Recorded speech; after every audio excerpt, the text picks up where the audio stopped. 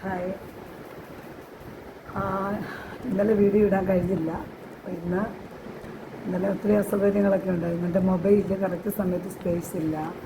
കുറേ വീഡിയോ എടുത്ത് വെക്കുമ്പോൾ അതിനകത്ത് ചിലപ്പോൾ ഒരെണ്ണമായിരിക്കും ശരിയായിട്ട് കിട്ടുന്നത്. അപ്പോൾ അതുകൊണ്ട് എനിക്ക് വീഡിയോ ഒന്നും എടുക്കാൻ കഴിയില്ല. അപ്പോൾ ഞാനിന്ന് ആക്ച്വലി ഞാൻ യഥാർത്ഥമായൊരു കാര്യം പറയാം. അതിനി മറച്ചു വെച്ചിട്ട് കാര്യമില്ല. ആരെങ്കിലും കാണുന്നുണ്ടെങ്കിൽ ഇപ്പോൾ നമ്മളിവിടെ ജീവിക്കുമ്പോൾ നമുക്കറിയാം, നേരത്തെ കൂട്ടല്ല, നേരത്തെ ആണ് പെണ്ണ് ഇന്ന് രണ്ട് കാര്യങ്ങൾ നമ്മുടെ ഇവിടെ ഉണ്ട്. അപ്പം കുറച്ച് വെസ്റ്റേൺ സൈഡിലൊക്കെ ഞാൻ ശ്രദ്ധിച്ചിട്ടുള്ളത് അങ്ങനെയായിരുന്നു. അമേരിക്ക പോലുള്ള രാജ്യങ്ങളിലൊക്കെ ഒത്തിരി ട്രാൻസ്ജെൻഡേഴ്സ് എന്ന് വെച്ചാൽ അവരാണിൻ്റെ പെണ്ണിൻ്റെ മധ്യത്തിൽ അവരുടെ ലൈഫായി പോയി.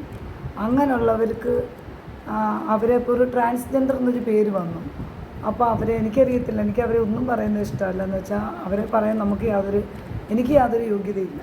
കാരണം അവരെ അങ്ങനെ ഒരു പേരിൽ അറിയപ്പെടുന്നു. നേരത്തെ ഞാൻ വായിച്ചിട്ടുണ്ട്, അവർക്ക് എന്തോ സർട്ടിഫിക്കറ്റ്സിലൊക്കെ അങ്ങനെ ട്രാൻസ്ജെൻഡർ എന്നൊരു കോളം ഫില്ല് ചെയ്യാവുന്ന തരത്തിൽ ഗവൺമെൻറ് അവർക്ക് അനുവദിച്ചു കൊടുത്തു എന്നൊക്കെ കേട്ടിട്ടുണ്ട്.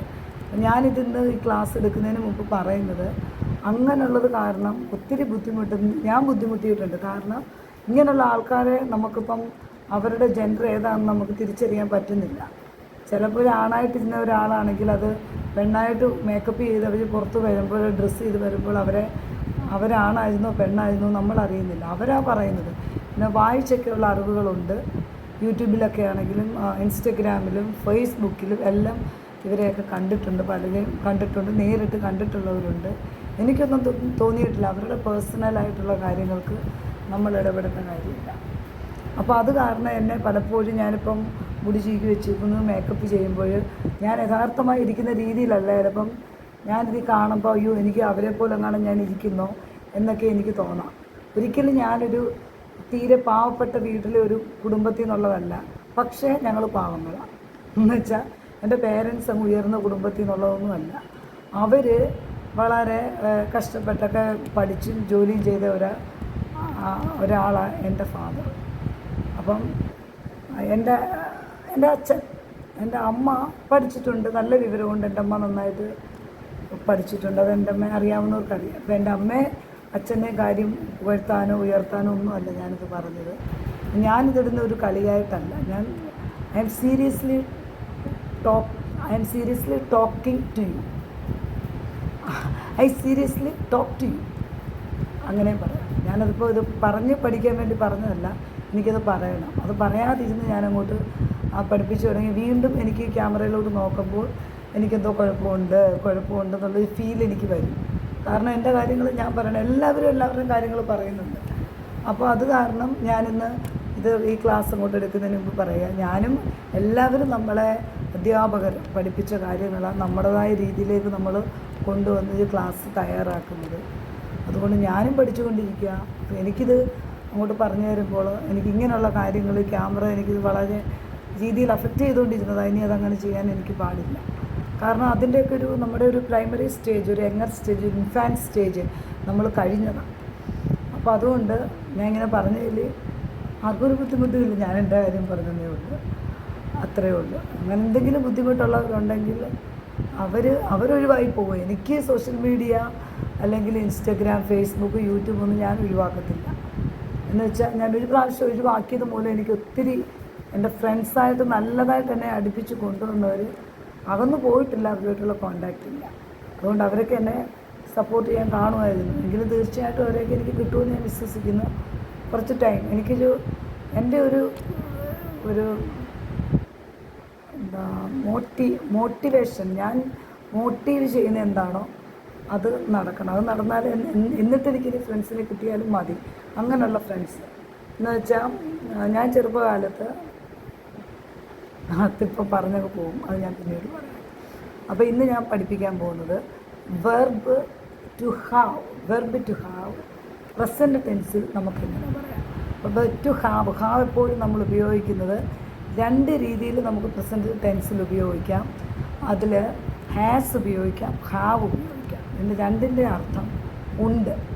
അത് ഈ ഉണ്ടെന്നുള്ള വാക്ക് അത് എങ്ങനെ ഉപയോഗിക്കുന്നതെന്ന് വെച്ചാൽ ശരിക്കും പൊസഷൻ, ഉടമസ്ഥതയിലുള്ളത്, നമുക്ക് സ്വന്തം നമ്മുടെ ഉടമസ്ഥയിലുള്ളൊരു കാര്യമായിട്ടാണ്. പിന്നെ ഉപയോഗിച്ച് വരുമ്പോൾ നമ്മൾ പല രീതിയിൽ ഉപയോഗിക്കാറുണ്ട്. എങ്കിലും ഉടമസ്ഥയിലുള്ള കാര്യങ്ങൾക്കാണ് ഹാസ് ഹാവ് ഉപയോഗിക്കുന്നത്.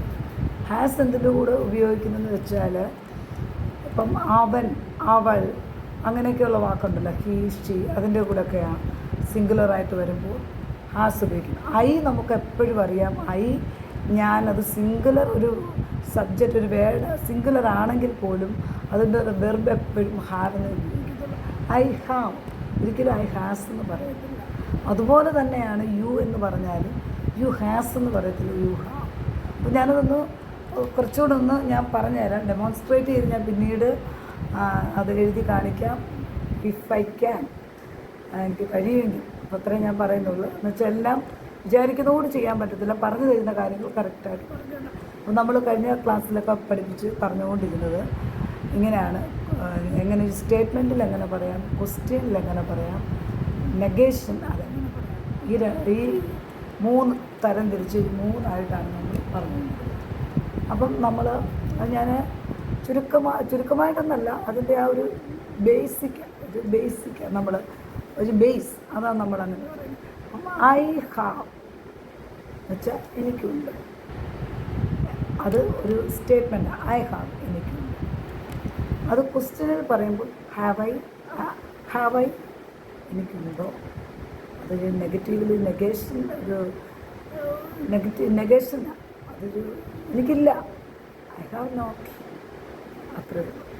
ഇനി അത് ഹീൽ എങ്ങനെയാണ് പറയുന്നതെന്ന് വെച്ചാൽ ഹീ ഹാസ്, അവനുണ്ട്.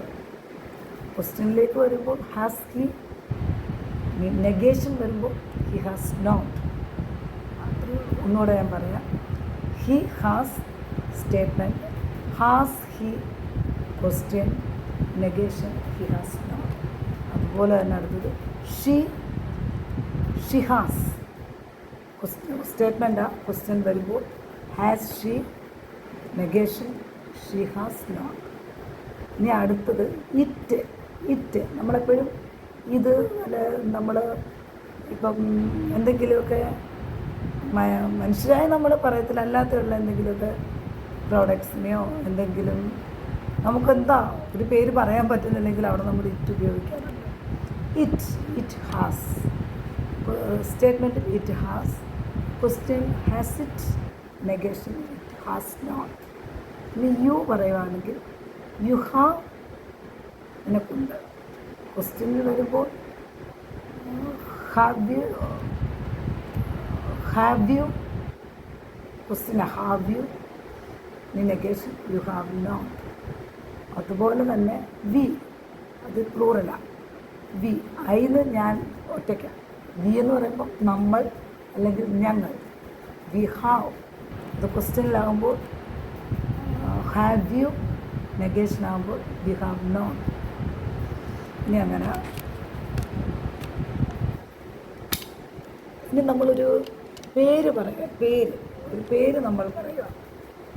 ഫോർ എക്സാമ്പിൾ രാമ ഹാസ്, രാമനുണ്ട്. ഹാസ് രാമനുണ്ടോ, രാമനില്ല, he has, Rama has not. ഇനി അതുപോലെ തന്നെ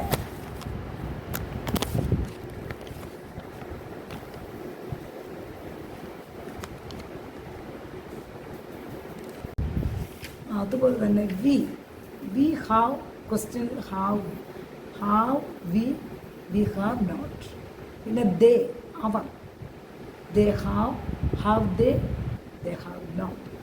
ഇനി നമ്മുടെ രാമായണം ഉണ്ടല്ലോ, രാമായണത്തിലെ സീതാരാമനെ എല്ലാവർക്കും അറിയാം. അപ്പോൾ എല്ലാത്തിലും എക്സാമ്പിൾ രാമനും സീതയും. അപ്പം രാമ ആൻഡ് സീത ഹാവ്, ഒന്നിലധികം ഉണ്ട്, അപ്പോൾ ഹാവ് പ്ലൂറല്ല. ഇനി ക്വസ്റ്റ്യനിൽ പറയുമ്പോൾ have Rama and Sita, Rama and Sita have not, Raman Sita ഇല്ല, അത്രയേ ഉള്ളൂ. അപ്പോൾ അങ്ങനെയാണ് ഈ ഹാവിൻ്റെ ഉപയോഗം. അപ്പോൾ വെർബ് ടു ഹാവ് എന്നുള്ള നമ്മൾ പഠിച്ചത്.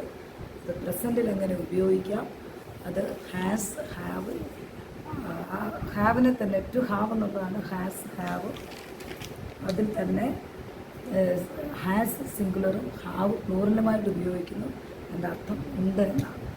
അങ്ങനെ നമ്മൾ സ്റ്റേറ്റ്മെൻറ്റ്, ക്വസ്റ്റ്യൻ, നെഗേഷൻ ആ രീതിയിൽ കൊണ്ട് പഠിക്കുമ്പോൾ നമ്മൾ സ്ഥിരമായിട്ട് അങ്ങനെ പഠിച്ചുകൊണ്ടിരുന്നത് അതാ വേഗത്തിൽ ഈസി ആയിട്ട് പഠിക്കാം. ഐ ഹാവ് ക്വസ്റ്റ്യൻ ഞാൻ ഇടയ്ക്കിടയ്ക്ക് പറയുന്നില്ല, അത് ഞാനിങ്ങനെ നേരെ പറയാം. I have I have not. He has he has not. She has she has not. അപ്പം ആ രീതിയിൽ ബാക്കിയുള്ളത് കൂടെ നമുക്ക് പഠിക്കാം. ഈ രീതിയിൽ പറഞ്ഞു നോക്കുക. നല്ല രീതിയിൽ നമ്മൾ പഠിച്ചാൽ നമുക്ക് നല്ല രീതിയിൽ അത് പഠിച്ചത് ഒരിക്കലും പറയും. അപ്പോൾ ഇന്ന് ഇത്രയും ഞാനിത് വളരെ പ്രയാസപ്പെട്ട റെക്കോർഡ് ചെയ്യുന്നത്. പല പല തടസ്സങ്ങൾ, ഇൻട്രപ്ഷൻ, കറണ്ട് പോകുമ്പോൾ പറയത്തില്ല ഇൻട്രപ്ഷൻ, അതേപോലത്തെ ഒരു കാര്യമാണ്. അപ്പോൾ ആ രീതിയിലാണ് പഠിച്ചുകൊണ്ടിരിക്കുന്നത്. അപ്പോൾ ഇത് നിങ്ങൾ പഠിക്കുക. ഞാൻ കുറേ കാര്യങ്ങൾ പറഞ്ഞ് അത് ഞാനൊരു റിയലായിട്ടുള്ള കാര്യം, റിയൽ തിങ്സ്, റിയൽ കാര്യങ്ങളാണ് ഞാൻ പറഞ്ഞത്. അതുകൊണ്ട് അങ്ങനൊന്നും ആ ഒരു കാറ്റഗറിയിലുള്ള ആളല്ല. എനിക്കൊരു മോനുണ്ട്, ഹസ്ബൻഡുണ്ട്. വളരെയധികം പ്രയാസങ്ങളിലൂടെ കടന്നു പോകുന്ന സമയത്താണ് ഞാനിത് റെക്കോർഡ് ചെയ്യുന്നത്. അതുകൊണ്ട് എല്ലാവരും എൻ്റെ വീഡിയോ കാണണം, ലൈക്ക് ചെയ്യുക, ഷെയർ ചെയ്യുക, കമൻറ്റ് ചെയ്യുക. Okay, till then bye, thank you.